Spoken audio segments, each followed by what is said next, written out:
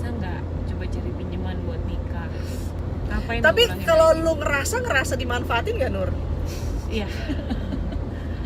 Nah di sini yang ternyata gue sadarin lagi, gue saat kita mau masuk ke acara lamaran kak, di situ keluarganya dia baru tahu kalau gue punya anak. Ya? Ah, seriously? Yes. Nangis. Gue tuh sesegukan kak, nggak ada yang bisa nenangin. Dan di situ gue cuma pelukan doang sama nyokap gue. Gue bilang, kamu kenapa nangis gitu?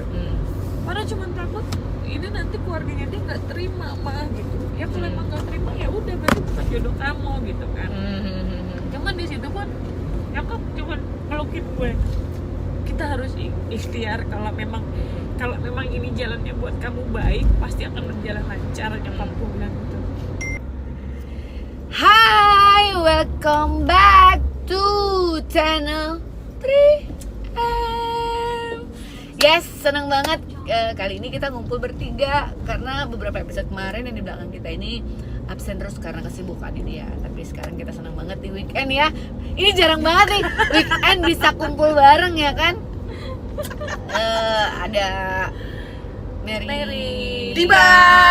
ada Farah Amelia, ada Riri Hutagaluh buat sharing buat cerita-cerita sama semua teman-teman subscriber yang masih tetap mantengin video-videonya kita yang tayang di setiap malam minggunya.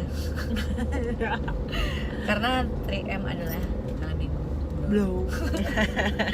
Nah kali ini yang mau sharing, yang mau cerita sama kita semua adalah Farah, karena ini adalah partnya Farah ya kak. Ya.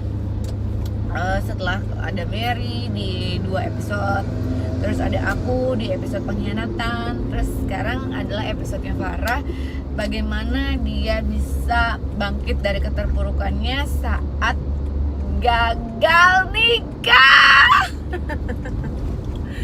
orang gagal nikah ya, nggak ada simpati loh dari CS-nya. Dia ngetawain aku Nggak ngetawain kamu, justru aku berbela sungkawi. Jadi aku menyandang status janda itu start di 2012. Wow, 9 tahun ya? 7 tahun. Sekarang 2020 ya? Iya. Oh, mau masukin 8. Jadi lu sebelum gagal nikah itu emang udah status janda? Janda say. Oke. Janda. Berarti Ini artinya janda- mau nikah 2 kali gitu kan? Yes. Ini Yang janda- awalnya dia tuh memang interest sama aku, tapi akunya nggak pernah ngerem. Ternyata dia tuh udah nggak di Jakarta. Ada Udah temen pindah udah keluar kota. udah pindah keluar kota. Tapi ada sahabatnya dia yang memang ketemu sama gue di situ. Si abang ini cerita, nih ya gue punya rahasia buat lo. Si Kak ini udah lama suka sama lo, tapi dia nggak pernah mau ungkapin gitu. Oh, ternyata Gitu. lu tahu dari temennya. Yes. Latar belakangnya dia kerja di mana, ternyata dia punya nama asli siapa, itu dari si abang. Oh, oke. Setelah lu tahu dari temennya ternyata dia suka sama lo, lanjutnya gimana? Jadi sebelumnya gue tanya dulu nih sama si abang, bang nomor teleponnya minta dong bang, say hello dong. Oh, lu yang gerak duluan nih akhirnya? Iya dong. Nah, Gitu. Nur is in the house, yo. Nur is in the house. You know lah ya, kalau Nur tuh gerak cepet, ya nggak? Cepat. Cai, Jadi terus? di situ gue ya nggak yang langsung to the point gimana, gue cuma nanya kabar, apa kabar lo bang, bla bla bla gitu loh. Gue mau ke Bali nih, bla bla. Oh ya udah, dia dengan welcome-nya dong, ya. Sampai akhirnya gue sama dia ngomong serius di situ. Gue sampaikan, dia nyampaikan apa, kita pokoknya entah gue lupa ya, yang penting kita berkomitmen adalah kalau emang kita mau jalan, kita jalanin aja dulu gitu. Tapi ini ujungnya serius ya. Ya berjalannya waktu 3 tahun lah gue berjalan sama dia. Yang pada Momen-momen akhirnya gimana? momen semua itu gue Udah nggak mau indah-indahnya lu lewatin. indah Udah gua lewatin. nyaman. Nyaman gitu loh. Udah tahu bibit bebet bobotnya belum? Sudah banget, Udah banget. gitu loh. Gue sama keluarganya Keluarga dia, juga. keluarga lu juga udah tahu nih klub segala Iya. macam. dari awal kita komitmen tuh kan di awal dia bilang tahun depan nikah yuk, ayo gitu. Itu di awal tuh Kak, ya udah tahun depan. Ternyata oh nggak bisa, belum kumpul duitnya. Tahun depan lagi yuk gitu di tahun kedua. Ternyata udah kumpul duitnya kepake. Gitu. Tahun ketiga, nah di tahun ketiga itu yang gue lamaran tuh Kak. Jadi waktu itu kita belum punya dana nih Kak buat nikah. Dia sempat ngomong sama gue gini, yang kamu bisa nggak coba cari pinjaman buat nikah, nanti angkanya sekian, nanti ya aku sih kayaknya akan ada uang tuh di akhir tahun yang nanti jadi kita buat nikah kita pinjam dulu, akhir tahun aku yang ganti gitu. Tapi ya Pak, kamu pinjemin dari rekan-rekan kamu, ya dari teman-teman bisnis gua Kak gitu. Oke, ntar aku coba tanya deh gitu. Terus pas di acara lamaran tanggal memang belum ditentukan, tapi insya Allah di Januari gitu. Oke. Jadi dengan mepetnya waktu, gue tuh udah mempersiapkan semua hantaran yang memang diperlukan gitu loh. Coba udah menginvestasikan semua beberapa hal kecil. Berapa persen udah keluarin semuanya? Ya, nggak usah dipersentasekan lah ya. Kira-kira aja. 80% ada, udah keluar semua tuh. 60%. Oh, baru 60%. Iya, Dan itu semua dari lo. Ya. Sampai akhirnya ternyata ya alhamdulillah buat dia ada kenaikan jabatan di bulan Desember Kak. Dia ada promosi jabatan sampai dia akhirnya pindah ke NTB. Di NTB ini dia bilang sama gue dia nggak bisa cuti.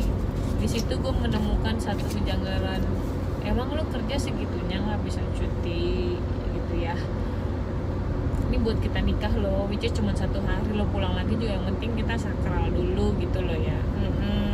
Tapi ternyata kan buat dia nggak bisa, ini juga kan buat masa depan gue gitu loh, buat gue, lo dan anak-anak kita nanti. Ya memang sama-sama punya pembenaran lah Kak ya.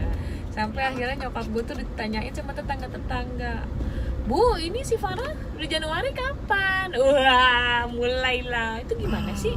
Ternyata semua itu tuh gue sadarin ketololan gue yang ngapain. Tapi kalau lu ngerasa dimanfaatin gak Nur? Iya.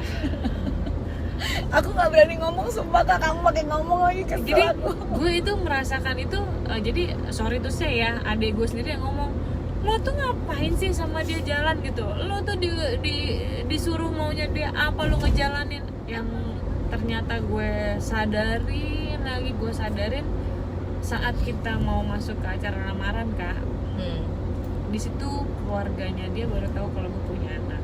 Ya? Seriously? Yes. Jadi selama kita berhubungan dia nggak pernah ceritain ke keluarganya kalau gue punya anak. Gila sih itu. Jadi kalau gue ke rumahnya dia tuh yang gue bilang, bawa Fatir nggak usah lah kamu dulu gitu. Di acara gue mau lamaran itu gue nangisnya. Kenapa? Karena keluarganya ini baru pertama kali tahu gue ada anak. Gue ketakutan gue, ya Allah kalau emang ini ntar gak jadi gimana gitu ya. Keluarganya dia tahu gue punya anak dan gak terima gitu. Dan kesedihan gue yang makin mendalam itu adalah di saat gue mengingat bokap gue almarhum. Karena adik gue, kakak ipar gue, nyokap pernah ngomong gitu. Memang papa pernah ngomong kalau papa nggak setuju, papa nggak ridho kalau Farah sama dia. Dan itu mereka nggak ada yang nyampaikan ke gue karena mereka pikir oh Farahnya nyaman, mungkin Farahnya bisa menyesuaikan. Tapi di saat itu gue udah tahu omongan itu, dan di hari yang memang buat gue berarti gitu dalam hidup gue, terngiang lah bokap gue. Di saat itu tuh gue yang ngerasa bokap gue tuh ada gitu di situ. Jujur Kak, gue dari gue siap sampai gue nangisnya, sampai keluarga gue tuh bertanya gitu loh, Farah tuh nangis kenapa sih gitu, Farah tuh nangisnya kenapa ya sampai kayak gitu. Gue tuh sesegukan nggak ada yang bisa nenangin. Dan di situ gue cuma pelukan doang sama nyokap gue. Gue bilang, kamu kenapa nangis gitu? Farah cuma takut ini nanti keluarganya dia nggak terima mah gitu. Ya kalau emang nggak terima ya udah berarti bukan jodoh kamu gitu kan. Cuman di situ pun nyokap cuma pelukin gue. Kita harus ikhtiar kalau memang ini jalannya buat kamu baik, pasti akan berjalan lancar, nyokap gue bilang gitu. Dan itu gue utarakan ke dia di bulan Januari, di saat memang kita sama-sama gue memutuskan udah nggak bisa lagi. Terus gue udah ngomong nih Kak, gue utarakan, ya udah kita masing-masing aja jalan gitu. Udah nih ya Kak, nangis dong gue. Dia dengan jawabnya dengan respon yang biasa aja Kak. Lu tambah gue kesel nggak Kak? Jadi dengan gue yang udah gue putus, ya udah gue konsekuen sama komitmen sama diri gue nggak akan bisa hubungin dia lagi. Ternyata dia yang hubungin gue, LDR dong gue. Ternyata dia kayak masih ngarep gue nih. Ternyata dia ada maunya minta tolong ini itu segala macam. Udah dong. Nah dari situ gue jadi sering sharing sama dia kebutuhan apa segala macam, dia ngebantu gue, dia support gue segala macam. Udah dia ngomongin lagi masalah nikah tuh Kak, ya aku jelasin lagi, jadi kayak balik ulang lagi nih Kak ceritanya. Habis putus dia datang, tiba-tiba dia nongol dengan enaknya lah gitu Kak, tiba-tiba berasa kayak nggak ada masalah apa-apa. Itu yang gua nilai waktu itu ya, dengan dan lu welcome juga lagi ya Nur. Pak ya gimana ya Kak, gini, karena aku melihat Farah ini sudah ada di fase yang I need you. Nah dari situ akhirnya jadi gue kayak cerita ulang lagi, gue dengan ngomong sama dia, kita tuh nggak bisa sama-sama gitu loh. Mama itu udah nggak bisa terima kamu, dan disitulah dia mempertanyakan, emang mama kamu kenapa sama aku? Lah, mama udah orang yang satu-satunya orang yang kecewa karena kita nggak jadi nikah. Kita nggak nikah di Januari, yang saat itu mama mengharapkan kita bisa nikah. Loh, kok bisa segitunya mama kamu marah sama Nggak aku? ada. Gitu. Kayak orang nggak punya dosa, kayak orang nggak punya dosa Kak. Pikirannya kemana ya? Dan di situ dia cuma bilang sama gue, kok bisa ya mama kamu benci dan sebel sama aku? Ini bukan masalah benci ya. Dan disitulah konflik kayaknya mulai kesel ke gue. Apa aku sama kamu? Kurang apa aku ngebantu kamu? Disebutin lah Kak poin-poinnya. Hitung-hitungan. Yes. Cukup sakit Kak, gue dibangkit-bangkitin apa yang dia kasih ke gue. Padahal dia cuma ngomong gini, mendingan kita berantem yuk berdua, tonjok-tonjokan aja sekalian. Gue digituin Kak. Udah itu sih yang gue kadang kata-katanya kasar lah ya, kasar gue tuh nggak bisa dikasarin gitu. Sampai dia nanti WhatsApp gue lagi, ya gue yang selalu minta maaf. Itu sih yang jadi kayak bahan ini loh Kak, dari cinta-cintanya gue, dari bucinnya gue tuh yang akhirnya kebuka juga pelan-pelan gitu. Kejelekannya mantan lo kemarin, yang dia ternyata nggak berpihak sama lo, nggak satu visi. Kalau sebenarnya keluarga itu adalah segalanya, ya kan? Ya udahlah ya, itu jadi kayak yang flashback ke gue, ya udahlah beruntung gue nggak jadi sama dia. Iya, ada positifnya lah Nur. Kalau Tuhan tuh pasti ngasih yang terbaik nanti buat lo. Tapi ya aku ya Kak ngeliat perjalanannya Nur ya, maksudnya dalam kondisi seperti itu aku mungkin saat itu nggak akan sekuat Nur juga ya. Iyalah. Dengan ngerasa statusnya direndahkan, dia yang pertama, terus yang tidak kedua, dihormati, dia punya orang tua, keluarga juga nggak dianggap gitu rasanya. Yang mau kamu mungkin yang mau kamu ingetin buat semua yang nonton video ini apa Far, dari apa yang terjadi sama kamu? Oke, pesan-pesan sih yang bisa gue sampaikan, terutama ya buat kita nih yang masih jomblo dan sudah berumur. Tapi lebih ke pesan yang sebenarnya maaf single parentnya sih Nur. Ya, mungkin parent. itu bagi mereka yang merasakan sangat-sangat sulit menghadapi hidup ketika lu pengen punya pasangan baru, dan itu banyak banget cibir-cibiran orang lain. Itu sih ya yang gue salut sama lu sampai dengan sekarang. What the fuck ya, mereka mau ngomong apa dan lu nggak peduli, yang penting gue happy. Itu gue sangat salut sama lu sih. Jadi pesan gue buat ya single parent, mengenal lebih jauh siapa calon pasangan kita itu benar-benar harus difilter secara matang gitu ya. Ya mungkin dengan status kita gitu loh, mungkin banyak kok yang berniat dekat sama kita, tapi dia tidak berniat untuk menikahi kita dan tidak berniat untuk serius, itu jangan digubris gitu loh. Karena buat laki-laki sekarang ya banyak banget kan cara-cara yang asli. pengen udahlah ya dijajah kembang, aku deketin aja dulu. Itu dia, buat laki-laki itu status janda itu kayak jadi permainan buat mereka bener. gitu loh. Itu image yang sangat-sangat kental banget dari dulu sampai sekarang. Iya, dari dulu sampai sekarang masih kayaknya janda itu ya begitu. Iya. Bagi laki-laki itu sebagai permainan. Iya, tetap perempuan single parent itu memang harus berjuang buat diri sendiri sama anaknya dengan jalan yang baik, dengan jalan yang benar gitu. Jangan lu cari cara yang salah untuk mendapatkan uang. Dengan cara kita benar aja kita masih diremehkan. Pastikan saring lagi siapa pasangan yang akan Dan yang paling penting jangan sampai mungkin ya malu untuk ngasih tahu ke keluarganya kalau udah punya anak. Karena itu menerima padanya. Ya, Menerima padanya. kecocokan itu harus ada dari awal antara anak sama calon suami atau calon suami istri ya. Gitu. Ya, itu cukup kali ya ceritanya.